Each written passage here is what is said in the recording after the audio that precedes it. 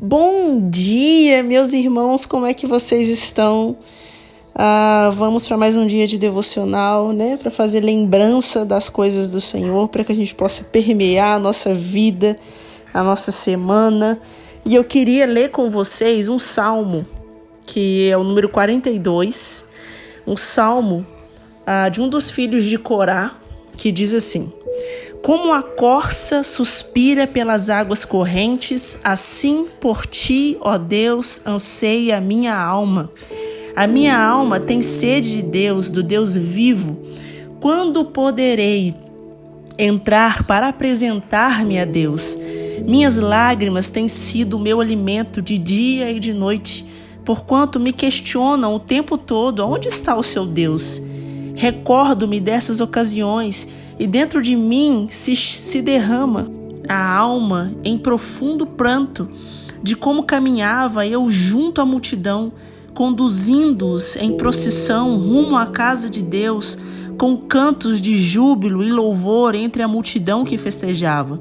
Por que estás assim tão abatida, ó minha alma? Por que te angustias dentro de mim? Deposita toda a tua esperança em Deus, pois ainda o louvarei por seu livramento. Ele é o meu Senhor. Ó meu Deus, esmorecida está a minha alma, por isso te fixo o meu pensamento desde a terra do Jordão, as alturas do Hermon, desde o monte Mizar. Do abismo as águas chamam, as torrentes no troar de suas cataratas, e todos os vagalhões se precipitam sobre mim. Contudo, durante o dia o Senhor me concede a sua misericórdia, e à noite está sua canção de louvor. É minha oração ao Deus da minha vida. Declaro a Deus, minha rocha: por que se esqueceste de mim? Por que razão caminhar lamentando e sem direção sob a opressão dos meus inimigos? Como uma espada que perfura meu corpo, que atinge os ossos, é a aflição produzida pela zombaria dos meus adversários, questionando-me sem parar: onde está o seu Deus? Por que estás assim tão triste, ó minha alma? Por que martirizas o meu ser? Põe a tua esperança em Deus, porquanto ainda o louvarei por tua presença salvadora, ó meu Deus. Esse salmo é lindo e, além disso, ele já começa trazendo esse contexto de consciência, né? Que assim como uma corça ou um cervo, ele anseia pelas águas frescas e tranquilas, assim também é a alma daquele que crê, que almeja uma intensa comunhão com Deus. O autor desse salmo, ele desempenhava, uma liderança espiritual e litúrgica também sobre o povo no templo, no tempo em que ele vivia. E ele tinha sido levado cativo pelos arameus, em uma invasão que aconteceu em Judá naquela época. Então já tinha um tempo que ele não conseguia se reunir com o povo no templo, para adorar o Senhor e tudo mais. Então nessa passagem, especialmente no versículo 4, você vai ver ele fazendo menção de um tempo, quando ele lembra, de quando o rei Davi, no seu momento de glória, ele caminha com o seu povo em direção ao templo de Jerusalém, carregando conduzindo a arca do Senhor. Está escrito lá em 2 Samuel, capítulo 6, vocês vão conseguir ver essa passagem.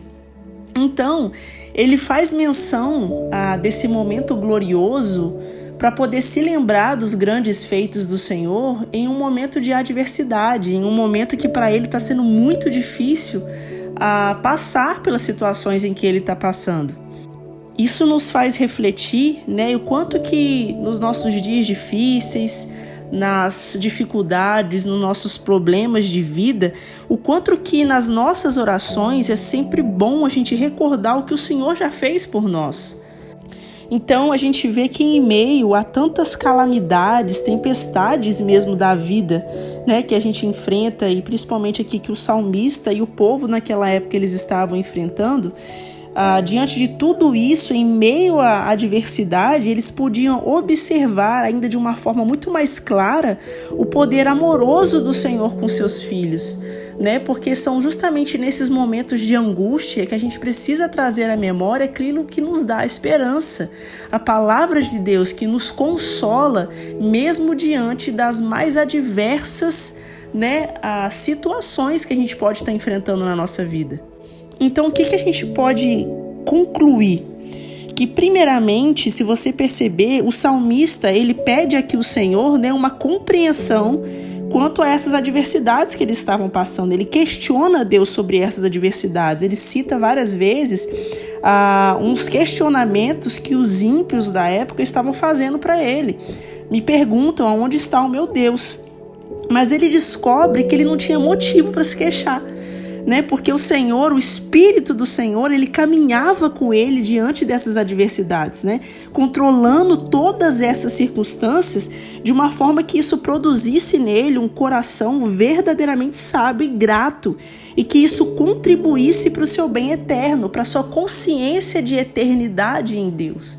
Então, por que eu estou falando sobre isso? Porque eu sei que a gente vive em uma sociedade de muitas crises, né? Crises sociais, de valores, e a gente vê pessoas passando por doenças emocionais na família, com pessoas que amam, até mesmo problemas pessoais mesmos, bem específicos, né? E a gente precisa se lembrar que a palavra do Senhor, ela vai ser a nossa esperança mediante o dia mau, né? São nesses dias que a gente vai conseguir enxergar com tão mais clareza os tão benefícios, né? Os maiores benefícios que o Senhor já fez por nós. Então, que você traga a esperança no seu coração, se lembre dos feitos do Senhor e saiba que as misericórdias do Senhor, elas se renovam todos os dias e elas estão acessíveis para mim e para você. E que Deus te abençoe em tudo.